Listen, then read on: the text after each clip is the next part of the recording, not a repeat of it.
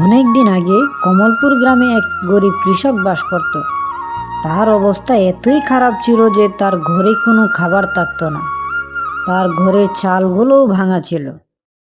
সে রোজ কাজের সন্ধানে ঘর থেকে বের হয়ে যেত। সারাদিন কাজ করে যা পেত তাই দিয়ে সংসার চালাতো। একদিন সে সন্ধ্যাবেলায় কাজ থেকে বাড়ি ফিরছিল, কিন্তু সেদিন অনেক দেরি হয়ে গেছিল। আরে বাবা, এখানে একটু বসে জিরিয়ে নি। চারদিকে কি অন্ধকার, চোখে তো কিছুই দেখা যাচ্ছে না। না, কিছু একটা করা লাগবে। এখানে একটু বসে জিরিয়ে নি, তারপরে বাড়ির দিকে আবার হাঁটা দিই।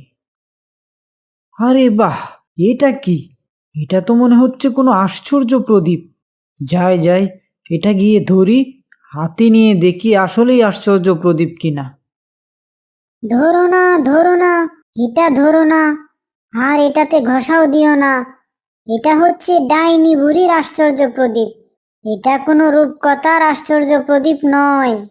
এটা যদি তুমি ঘষো, তাহলে তোমার জীবনকে তুমি বিপদে ফেলে দেবে। এটা তুমি ধরো না, আমার কথা তুমি মানো। আরে আরে, সারা জীবন শুনে এসেছি আশ্চর্য প্রদীপে জিন থাকে, আর সেই জিন মানুষকে সাহায্য করে। যা চায় মানুষ সেই আশাই পূরণ করে। আর তুমি বলছো এটা ধরতে না? তুমি মনে হয় আমার ভালো চাচ্ছ না। বুঝেছি আমি তোমার ব্যাপারটা। না, না, না, আমি কোনো মিথ্যা বলছি না। তুমি এটাতে হাত লাগিও না। এটা হচ্ছে ডাইনি বুড়ির আশ্চর্য প্রদীপ। যখনই তুমি এটাতে ঘষা দিবে, তখনই বুড়ি বের হয়ে আসবে আর তোমার ঘাড় মটকিয়ে দেবে। তুমি এটাতে হাত দিও না। চলে যাও, যেখান থেকে এসেছো সেখানেই চলে যাও। হ্যাঁ, বললেই হলো। আমি চলে যাব। এত আশ্চর্য প্রদীপ পেয়েও আমি এটা ফেলে চলে যাব নাকি? আমাকে তুমি বোকা পেয়েছো? আমি এটা নিয়েই যাব। তখন দরিদ্র কৃষক সেই আশ্চর্য প্রদীপটি নিয়ে বের হয়ে গেল। সে তার বাড়ির দিকে যাত্রা শুরু করলো।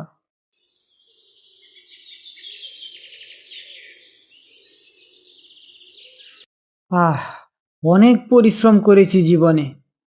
আর নয়, আর নয় পরিশ্রম।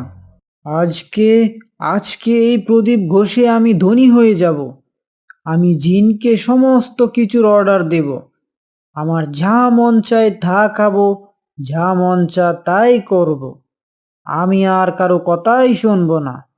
শুধু পার উপর পা তুলে খাবো, কোনো পরিশ্রম করব না। এই প্রদীপ থাকতে আমার আর কিসের চিন্তা?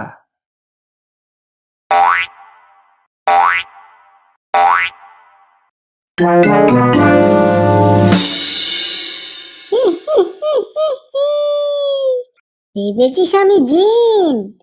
আমি কোনো জিন নই। আমি হচ্ছি ডাইনি বুড়ি। এই প্রদীপে যেই হাত লাগাই, আমি তার গার মটকে দেই।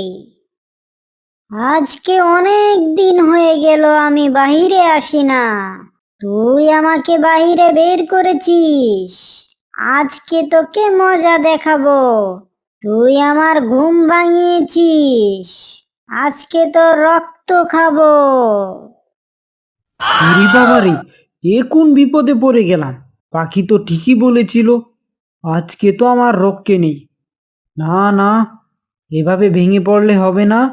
আমার কিছু একটা ভাবতে হবে।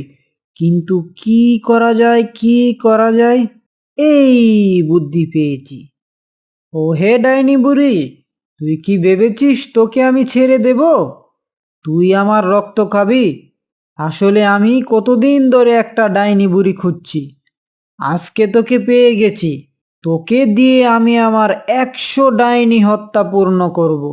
এর আগেও আরো আমি 99 জনকে হত্যা করেছি। তোরা হচ্ছিস মানুষের জন্য অভিশাপ। তোদেরকে আমি বন্দি করে রাখবো, আর সুযোগ পেলেই তোদেরকে আমি হত্যা করে ফেলবো। বললেই হলো। ডাইনি বুড়িকে কি বন্দি করা যায় নাকি? আমাকে কি তুমি বোকা পেয়েছো? আমি কিন্তু এত বোকা নই। আর যদি বন্দি করেই থাকো তাহলে প্রমাণ দেখাও। প্রমাণ দেখতে চাও? প্রমাণ দেখতে চাও? দাঁড়াও, আমি তোমাকে প্রমাণ দেখাচ্ছি। এই এই এই দেখো প্রমাণ। এই দেখো, একদিন আগেও আমি একজন ডাইনিকে বন্দি করেছি। সে ঠিক তোমার মতোই দেখতে। দেখো দেখো, ভালো করে দেখো। ওরে বাবা, আমি তো বিপদে পড়ে গেলাম। আমি কি বিপদেই না পড়ে গেলাম। এখানে আমাকে কে এনেছে? মরার জন্য এসেছি নাকি? ছেড়ে দাও, ছেড়ে দাও আমায়। আমার ভুল হয়ে গেছে। আমি আর এমনটা করব না। ছেড়ে দাও আমায়। তোকে আমি ছেড়ে দেব, কিন্তু একটা শর্ত আছে। তুই আর কোনোদিন মানুষের ক্ষতি করতে পারবি না। আমি আর কোনোদিন মানুষের ক্ষতি করব না। এই আমি কান মলছি, এই আমি নাক মলছি। আমি এখনই বহু দূরে চলে যাব।